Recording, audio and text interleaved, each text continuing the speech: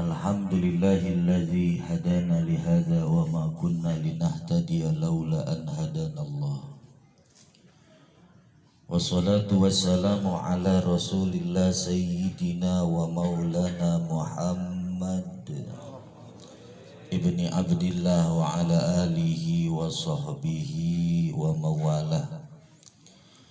Amma ba'du, farabbi syrah li sadri wa yassir li amri wa halul 'uqdatam min lisani yafqahu qawli wahdi qalbi bihaqqi sayyidina Muhammadin. Allahumma inna nas'aluka al-futuh wal munuh war rusuh wa taubatan nasuh wa salahal jasadi war ruh.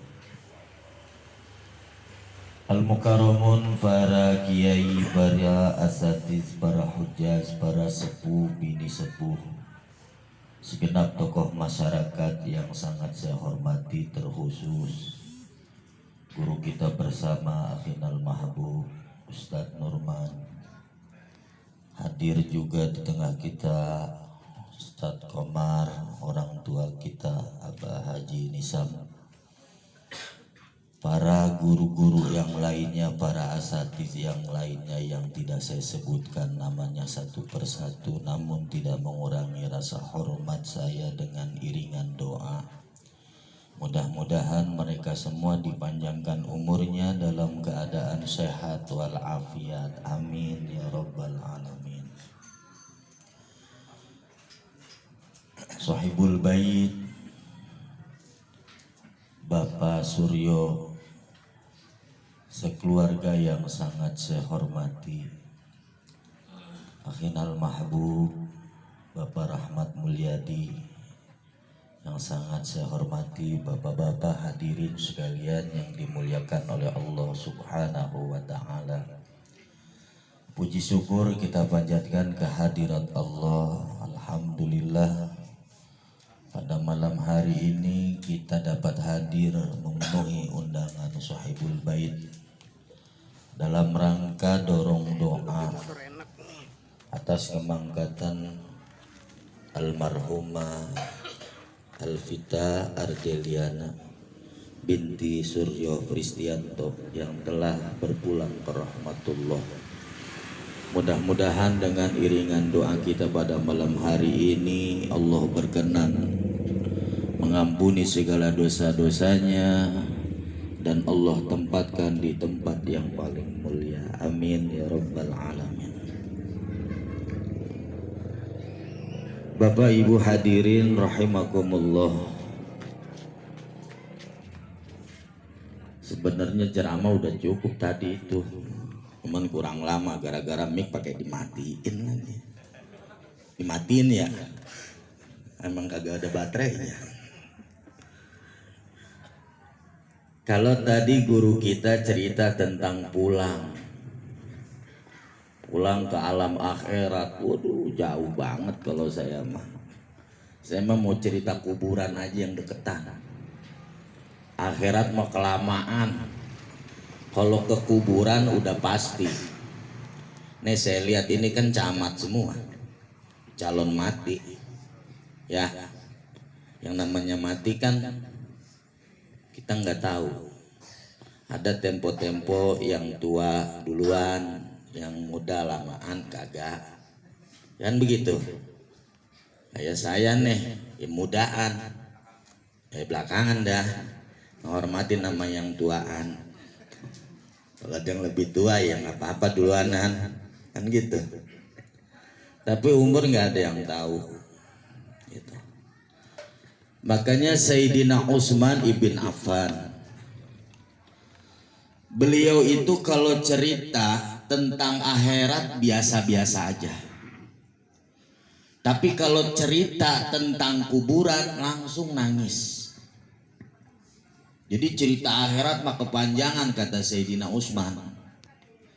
Jadi Sayyidina Utsman kalau ngedenger ada orang mati itu nangis bawaannya. Apalagi cerita bagaimana keadaan yang ada di dalam kubur, itu udah nangis nggak karu-karuan.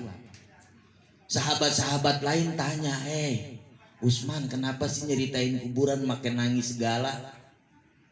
Apa jawaban Sayyidina Usman? Teringat akan sabda baginda Rasulullah Shallallahu Alaihi Wasallam bahwasanya Rasul pernah bersabda, al-qabru awwalu manzilin min manazilil akhirah. Kuburan itu adalah satu tempat, awwalu manzil, tempat yang pertama nih menuju alam akhirat. Fa innaja, kalau seandainya di kuburan selamat, udah dipastikan akhirat selamat. Makanya untung kalau seandainya kita nanti mati masuk ke kuburan selamat aja nih. Udah deh. Sorga udah pasti nanti. Udah nungguin. Tapi kalau seandainya kita di kuburan kagak selamat, walaupun dia namanya Haji Selamat juga belum tentu. Ada Haji Selamat? Mana ya? Belum nemu saya.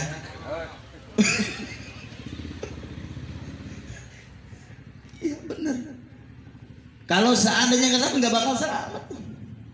Makanya ini biar kita selamat nih perlu. Makanya gimana caranya supaya selamat di kuburan? Itu pertanyaannya. Makanya kan kalau lihat di hadis-hadis Rasulullah, yatba'ul mayit salasun, yang bakal ngikutin ketika seseorang meninggal nanti itu 3, ahluhu wa maluhu wa amaluhu. Orang mati itu diikutin amal, bukan bawa amal. Nih, suka salah pengertiannya. Makanya bahasannya itu yutba'u, ada yatba'u, yutba'u. Diikutin bukan bawa amal. Kalau seandainya seseorang mati bawa amal, saya tanya sama bapak, yang dibawa amal apaan? Pasti ya amal yang baik, amal sodako, kan begitu. Amal nyolong, kagak, gak bakal dibawa. Ngapain nyolong? Amal baik yang diambil, yang buruk-buruk pengennya ditinggalin. Berhubung ini hadis bilangnya orang mati itu diikutin gitu. Satu diikutin oleh siapa? Orang mati itu diiringi. Satu diiringi sama keluarga. Meninggal. Oh, semua orang pada datang, ya enggak? Datang semua yang kenal sama kita, nganterin ke kuburan kita. Keluarga kita apalagi datang nganterin. Kuburan pamannya di Koblak, datang sono. Wa maluhu, hartanya pun sama. Umpamanya punya mobil, punya motor, datang. Suatu tuh kuburan Koblak situ. Mulai itu. Wa amaluhu, amalnya juga ikut. Fayarji'u isnani, kata Rasulullah, yang 2 balik. Nggak bakal tuh nemenin. Apaan? Ahluhu wa maluhu, keluarga balik. Kagak bakal dia, waduh ini kan istri saya yang saya paling cintain, hidup sehidup semati. Bohong. Ngata hidup sehidup semati, ya paling seminggu. Iya, benar. Atau umpamanya, wah ini mah anak semata wayang saya temenin di kuburan, kagak bakal. Balik, ini bukan kata saya, Nabi yang bilang. Pulang. Bukan hanya keluarga yang pulang, tapi wa maluhu, malnya pulang. Bawa mobil, oh ini bawa motor, kagak mungkin ditinggalin di Koblak. Wah ini kan motor kesayangan dia ini, biarin disimpan situ. Ya disimpan di situ, entah malam juga habis tuh, hilang. Balik. Wa yabqa wahidun, kata Rasulullah. Yang bakal netep, yang bakal nemenin kita. Terus nanti sampai hari kiamat nemenin. Apaan? Amaluhu, amalnya. Jadi nih, amal yang kita lakukan di dunia ini yang bakal nemenin kita di kuburan. Pertanyaannya, amal yang bagaimana? Tuh, kan begitu. Yang bakal nemenin kita di kuburan. Lanjut sama hadis lagi. idza mata bani adam in qata'a amaluhu illa min salasin. Kalau orang udah mati udah nggak bakal bisa berbuat apa-apa lagi. Dia akan menikmati amal yang pernah dia lakukan. Maka orang mati hidup ketika dia masuk ke kubur, set, itu tuh amalnya itu udah berwujud langsung. Kuburan yang 2,5 meter gelap, tutupin papan, kemudian tutupin batu-batuan, udah gitu diinjak-injak coba tuh, kemudian kagak ada listrik masuk kuburan. Mungkin siapa yang mau jadi teknisi ya kan begitu. Coba kita tempat yang kecil sedikit begitu, coba kita bayang-bayangin nih, kita sekarang enak nih terang lampunya ya enggak, terus lagi aqua ada, cuman ngapa kue kagak keluar ini bentar ya. Oh kalau sama saya sih nggak apa-apa, padahal tuh makan aja dah begitu. Saya ceramah di pada makan, biarin kita sama-sama, ada begitu enak. Di kuburan nggak ada yang nemenin kecuali amal. Makanya amal apa tuh? Amal baik buruk nemenin. Makanya kata Rasul, al-qabru imma raudhatun min riyadil jannah wa imma hufratun min hufarin. Kuburan itu bisa jadi surga, taman-taman surga, bisa jadi jurang neraka. Makanya di kuburan ini bukan hanya sekedar ada azabul qabri, tapi ada naimul qabri. Ada kenikmatan kubur. Bagi siapa? Bagi mereka yang ketika meninggalnya meninggalkan amal-amal soleh. Kuburan jangan kelihatan kecil, kecil banget nih 2,5 kagak. Ketika dia masuk ke dalam kubur, amal langsung berperang. Dulu kita pernah baca Quran, bakal nerangin kuburan tuh. Bacaan Quran kita nerangin kuburan. Kalau tadi guru kita bilang 1 surah kita hafal aja tuh, bebas siksa kubur. Kalau bagi saya kepanjangan itu.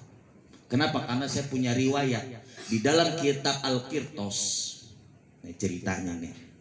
Di dalam kitab Al-Qirtos di situ dijelaskan ada seorang ayah meninggal.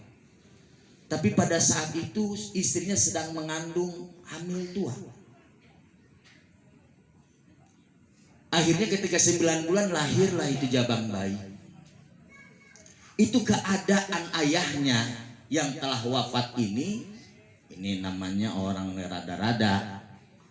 Ya, apa aja dia lakonin. Iya. Nyolong dia lakonin. Apa aja dah. Apa aja dikerjain dah tuh urusannya tuh. Ngelihat yang bahena, yang demplon, romanya udah bagaimana ke dah. Itu berarti di kuburannya apa? Diazab terus. Sampai yang di sekeliling yang di kuburan barengan itu ngerasain bagaimana azabnya, disiksa terus. Tapi itu anak ketika usia 3 tahun. Anaknya itu udah usia 3 tahun sama ibunya dimasukin ke ibarat kita mau ke TPA dah. Dibawa ke rumah guru ngaji. Anak ibunya bilang, nak jangan mentang-mentang abah lu kagak ada, lu seenak-seenaknya aja ngaji. Tuh.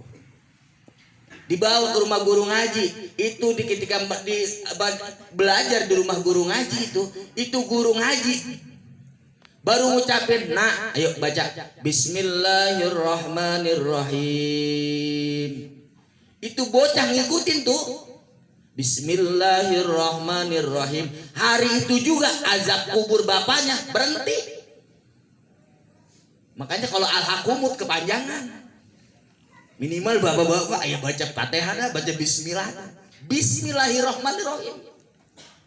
Baca bismillahirrahmanirrahim, langsung tuh azab kubur berhenti.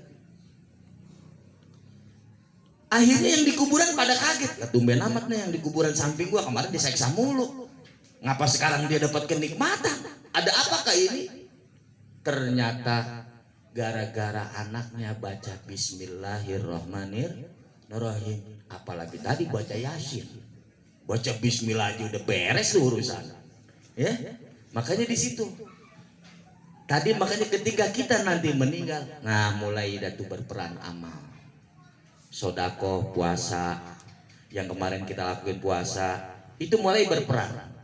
Sehingga kita kaget, ya Allah kuburan kata orang sepi, ternyata rame dengan amal. Kaget kita, sampai berkata, man anta, siapa kamu? Itu dia menjawab, ana amalukum, saya ini amal kamu. Saya ini pahala puasa kamu, saya ini pahala sedekah kamu, saya ini pahala baca Quran kamu, pahala sholat berjamaah kamu. Ngapain kamu? Tenang, gua nemenin lu. Gitu cara kita tuh. Jadi lu tenang aja udah. Lah bentar lagi malaikat datang. Tenang, malaikat urusan gua. Malaikat itu juga makhluk ciptaan Allah. Makanya kan kalau baca talqin tuh, ini kan romannya karena kita nggak tahu aja. Karena di sini kan orang Depok kalau baca talqin pakai bahasa Arab. Coba sekali-kali besok Ustadz Nurman baca talqin pakai bahasa Indonesia. Begitu biar tahu. Kan orang kagak tahu. Yang baca talqin, yang pada nongkrong di belakang baring rokok juga banyak. Kan biasa aja tuh. Kagak tahu kan? Ditanya marrabbuka wa man nabiyuka. Coba kali-kali dah, mayat, pakai improvisasi. Mayat bentar lagi malaikat bakal datang begitu kali-kali tuh. Tuh jangan takut, itu makhluk ciptaan Allah juga. Malaikat bakal bertanya tentang ini. Sebutin marrabbuka wa man nabi, terus kita kasih bocoran. Tuh kalau paman nanya marrabbuka, siapa Tuhan kamu? Jawab Allahu Rabbi. Itu kan bocoran. Karena berhubung bacanya disintalkin bahasa Arab, yang kagak ngerti banyak. Nah ini yang talkin aja tuh ya. Yang pada ngobrol. Padahal di situ tuh intinya talkin tuh ngingetin kita yang hidup. Bolehlah besok-besok Ustaz Omar juga bikin. Dia bikin apa? Kalau Bapak disuruh baca nalkin, gua nalkin pakai bahasa Indonesia aja dah. Gitu maksudnya biar tahu. Gitu. Nah disitulah baru amal itu berperan. Amal mana nih yang akan berperan? Yang terus abadi di sini, sodakotin jariyah. Nih, mumpung masih kita diberikan kesempatan hidup oleh Allah, sedekah. Ini amal Rasul dikasih bocoran supaya selamat di mana? Di kuburan. Sampai di Al-Quran dijelaskan dari sekian banyak amal yang dilakukan oleh kita saat ini, ketika kita mati nih, kalau dibangkitin lagi nih orang yang mati nih, ditanya, pulang, lu seandainya gua bangkitin lagi nih, dikasih hidup nih, kata Allah nih, apa sih yang lu minta? Apa pergi ke Mekah umroh? Kagak. Pergi haji? Kagak. Dia cuman minta, ya Allah berikan kesempatan saya hidup lagi supaya saya bisa sedekah. Bisa sedekah. Kenapa? Karena kontan itu mah udah. Makanya nih punya duit sekarang titipin ke masjid, ke musola, ke majlis taklim. Itu pada saat kita nitipin tuh. Ya, yang bakal itu terus-terusan pahalanya nyampe sama kita. Ini Nabi yang bilang, ngasih bocoran nih sama kita. Sodakotin jariyah. Ustadz enak banget dong kalau sodako jariyah pakai duit doang. Oh salah. Makanya kalau di dalam ilmu nahu sodakotin jariyah ini namanya disebutnya bukan isim makrifah tapi nakiroh. Apa maknanya? Maknanya sodakoh jariyah itu bukan hanya timbang duit doang, bukan. Makanya di sini diperjelas oleh hadis Nabi lagi, kullu ma'ruf sodakoh. Setiap kebaikan itu sedekah. Oh saya nggak bisa nih sedekah bangun masjid pakai duit, kagak bisa. Ya udahlah gue sini bantuin tenaganya aja dah. Itu juga sedekah. Kan begitu. Gue sih tenaga rada lemes dah umpamanya. Biarin yang pada kerja gue yang bikinin kopi sama tehnya sama. Parah. Jadi masih nakir itu umum. Makanya kullu ma'ruf sedekah. Di jalan raya nih ada paku, ada beling, waduh nanti keinjek orang nih, kita pindahin, itu juga sedekah. sedekah. Iya.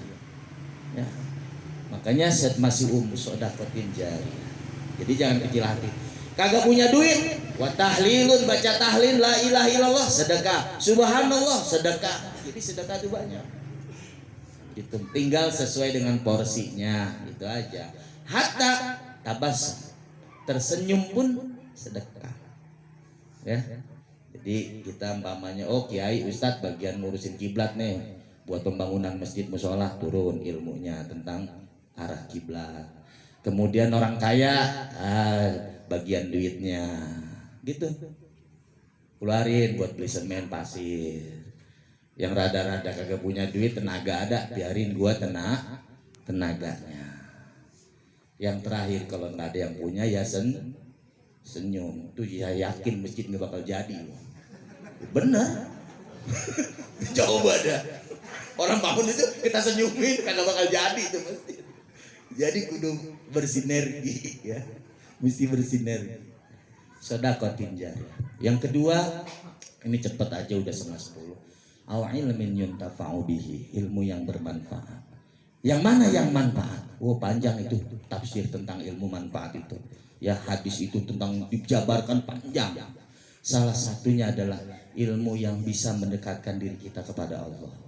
Berarti ilmu agama. Kalau ilmu yang lain malah bakal ditanya. Bapak jago matematika nih, malaikat nggak bakal nanya. Matematika kita nggak bakal. Fisika, biologi nggak bakal ditanya. Tapi yang ditanya, umur udah berapa kong? 70 tahun. Bisa baca Quran? Kagak bisa. Itu yang bakal ditanya. Ustaz sekarang mau udah tua, udah rada susah dah ngaji. Yang ngaji udah. Ya, namanya udah tua kan gigi udah pada habis semua. Bacaannya udah kurang fasih. Biarin. Yang penting ada kemauan ngaji. Jangan begini, gue sudah tua, dulu aja yang pada muda, ya Allah. Jangan begitu. Entah yang muda pada ke surga semua, yang tua neraka kan kagak enak juga. Nah itu. Jadi ilmu agama perlu belajar dari sekarang. Itu. Ya jangan pakai udah ketinggalan, kagak udah. Sepanjang masih ada ustadz yang mau ngajarin, ayo belajar. Yang kemudian yang ketiga, wa waladin sholihin yad'u lahu, anak yang soleh yang mendoakan. Ingat, tidak bukan hanya sekedar anak soleh. Kalau umpama soleh tapi nggak ngedoain sama aja, gitu ya. Makanya perlu supaya anak kita bisa berdoa, kita ajarin minimal doa Robbi firli wali walidayya warhamhuma kama rabbayani sogiro. Ajarin. Umpama kepanjangan udah begini aja, lu bacain Fatihah aja dah. Ila hadrati, umpama baca baba buat baba lu boleh. Udah nggak bisa pakai bahasa Arab, bahasa kita juga boleh. Ya Allah, nih Fatihah buat baba saya, Al-Fatihah, nggak apa-apa. Nggak usah pakai ribet-ribet udah. Itu kan pakai bahasa Arab dong, lagu-laguan doang. Iya. Sekarang apalagi orang Indonesia, ya Allah. Kemarin saya ke Mekah tuh habis lebaran, ya Allah. Ada jemaah kalau belagu-belagu pakai bahasa. Ya bahasa Arabnya pas-pasan. Saya bilang nggak usah, di sini mau ngomong Indonesia juga pada bisa. Lah orang nanti ada bacaan Wilujeng Sumping, toko Ali Murah, pakai bahasa Indonesia. Ini kayak gaya-gaya pakai bahasa Arab. Kalau sama orang Arab kita ngomong sekali kebanyakan dia. Lah bener, betulan jemaah satu kagak bisa tidur kalau lampu nyala. Coba. Dia manggil orang Arab, wan. Orang kita begitu. Kalau manggil orang Arab tuh pasti wan begitu. Padahal kalau di Mekah, di Arab Saudi, kalau kita tidak mengenal nama orang itu, kita sebut namanya Muhammad. Jadi kalau kita nggak kenal nih namanya si Fulan, kita panggil Muhammad. Gitu. Orang kita apa kagak? Wan kayak dicondet tuh. Iya, orang Arab kan hidungnya mandi panggil wan aja. Gitu. Panggil wan, kenapa? Lampu. Bingung orang Arab. Dia bilang ini enggak. Tujuannya dia mau tidur kagak bisa tidur. Bingung dia, ya ingat lagi orang Indonesia. Kalau ada yang mati apa yang terdengar di Al-Barokah? Inna lillahi wa inna ilaihi rajiun. Dia tunjuk, wan, inna lillahi wa inna ilaihi rajiun. Paham tuh orang Arab, ya udah dimatiin sama dia. Jadi maksudnya kayak gitu, nggak usah bahasa kita aja, ya bahasa kita juga gitu. Kadang ada aneh-aneh, masya Allah.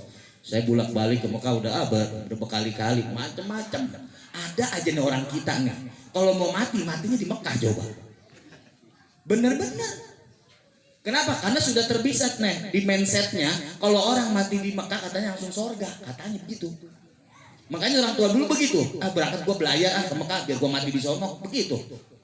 Ternyata pas di sono kagak mati, pergi lagi kagak mati juga. Sampai ada jemaah saya dia nggak mau pulang, coba.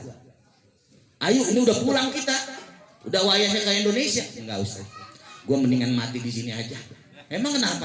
Surga, begitu. Kita kan bingung, kalau berangkat kita 40 orang, pulang mesti 40 orang. Nggak boleh kurang, kalau kurang bisa disangka jadi TKI. Waduh, saya kudu pakai akal. Saya bilang begini, Nyaji, ya emang apa? Emang apa mau mati di mari? Surga Ustaz, kata siapa? Di sini aja kan Abu Jahal matinya di sini, saya kata. Bilang enggak, surga, udah yakinnya. Biarin Ustaz pulang aja dah. Saya sudah pada selamat sama orang sekampung. Waduh, repot lagi. Bagaimana ngakalinya nih? Saya kata begini Nyaji saya mau tanya. Kalau Nyaji umpamanya